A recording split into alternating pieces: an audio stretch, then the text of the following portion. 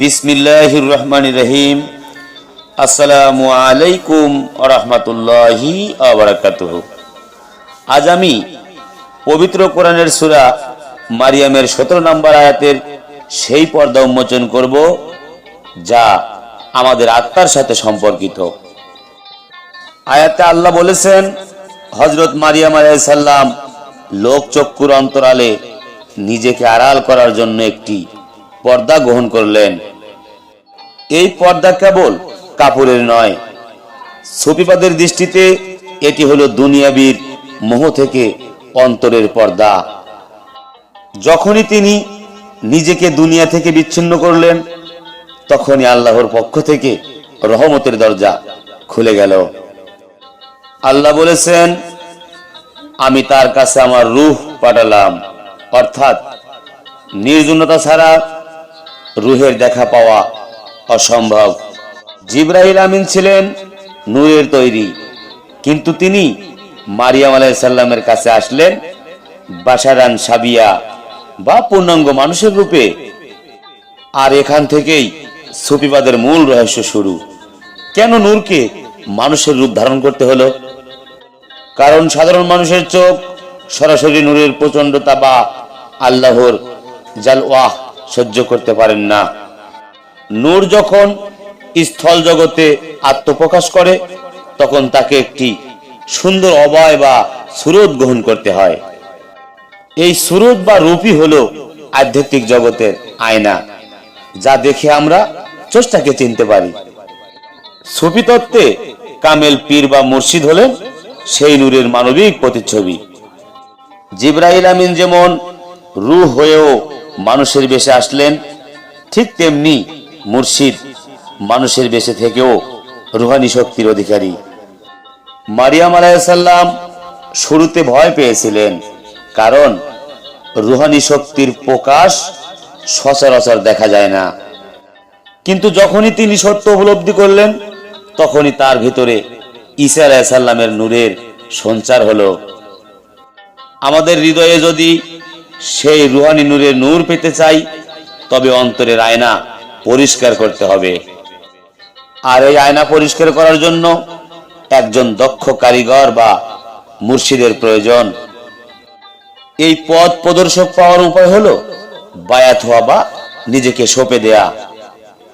বায়াত হওয়া কোনো কুসংস্কার নয়, এটি সরাসরি পবিত্র কোরআনের নির্দেশ।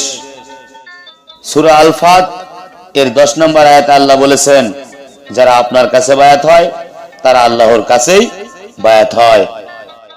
সূরা মাইদার 35 নম্বর আয়াতে উসিলা বা মাধ্যম ধরার নির্দেশ দেওয়া হয়েছে।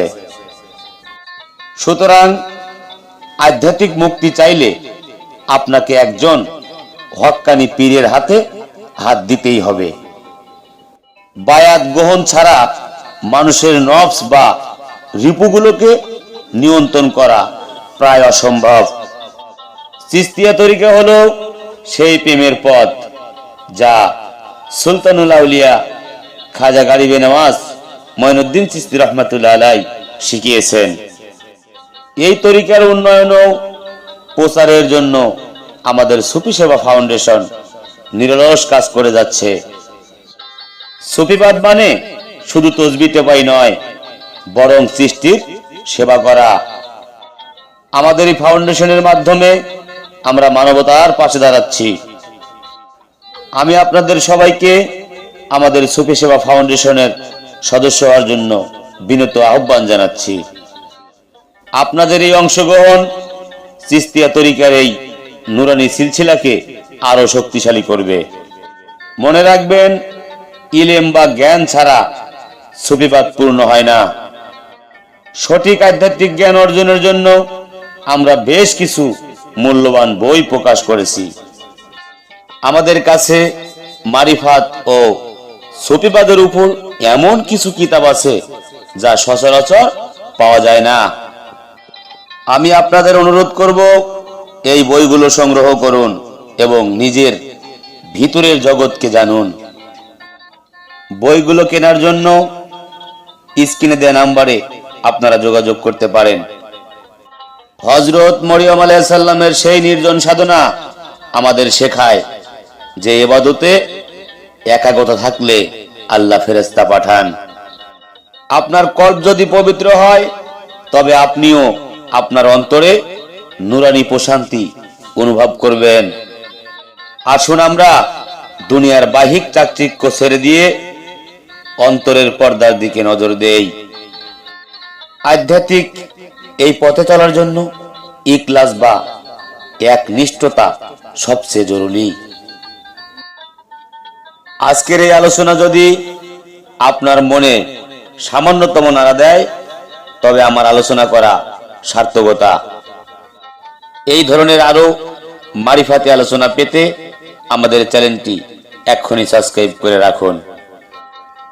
আল্লাহ আমাদের সবাইকে তার রূহের নূর নসিব করুন, আমিন। সবাই ভালো থাকবেন, সুস্থ থাকবেন। আজকের মতো এখানে বিদায় নিতে যাচ্ছি। হয়তো আবারও দেখা হবে নতুন কোনো আলোচনা নিয়ে। খোদা হাফেজ। জয় গুরু, জয় হোক পাক পাঞ্জাতন আহলে বায়াত বিশ্ব মানবতার।